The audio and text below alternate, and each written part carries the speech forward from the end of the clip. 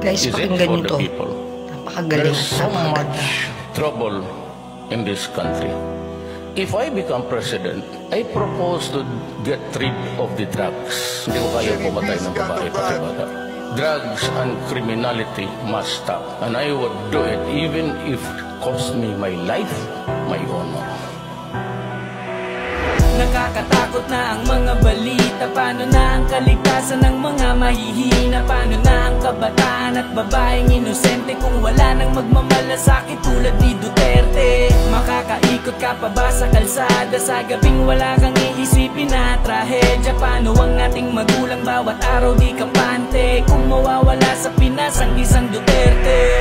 2016 taon na nakamit ng pinasan para sa atin. Maraming humusga, marami ang dinaniwala, daming napailing dahil di siya lubos kilala. Siya si Tatay Digong, ang ama ng Dabawenyo, sumikat sa kanyang mga diskarte't pamumuno. Bitbit ang kanyang tapang at ang pagiging brusko, di maitatanggi ang puso bilang Pilipino. Imbes mapaganda, sariling buhay ay inalay, maprotektahan lang ang kababaihang walang malay. Sa kamay ng mga taong sa droga'y nakasalalay, pinaranas niyang ligtas na lumabas ng ating bahay. Ngayon ay nahaharap sa kasong di lubos isipin dahil ginanapan niya mga tungkuling para sa atin. Ngayon nyo nga sabihin, tama ba na siya'y hulihin? Naging masaya lahat ng oras niya, ayaw nyo lamang tong aminin.